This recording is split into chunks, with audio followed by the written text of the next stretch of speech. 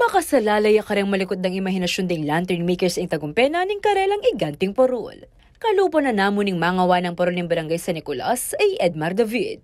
Fourth generation na ring David lantern makers at bistamang 39 years old yapamo, 24 years na kay lantern making industry. Siyempre kami panikuan naming masanting, unique, kakaiba, Ebril, manaliwaya piyalong, kule, music. Ito, gagalang masanting idea gagawan mi. Kay masaya pati magberna kay gagawang parol. Kailangan abe king biye making pamawang parol ing berman sing darang nga Pasko kailangan gagawa king parol. At uling anak ya pa mo may gumpisa ng interes na kimpa mga wang parol, kaya rakalan ka rin abe ng nyening magsadya para king Giant Lantern Festival 2023, alus kay nakanla naman. Ita siyempre ding anak magkaobrala, halimbawa ning anak Kenny magkaobrala, at the same time mabiyasa laking obra, ababalo din pa mga wang parol. Kambeing kayang buong team, mirarakayan laking ideya bang apal tore ang masanting nga iganting parol ang magrepresenta king barangay San Nicolas.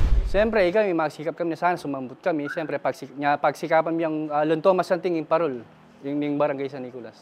Samantala, marapat siya yung Giant Lantern Festival mag-umpisang December 16 hanggang January 1, 2024. May daw niya kang Robinson Sarmes Pampanga king December 16 ing mismong kompetisyon at ayal ben niya naman ining live king CLTV 36.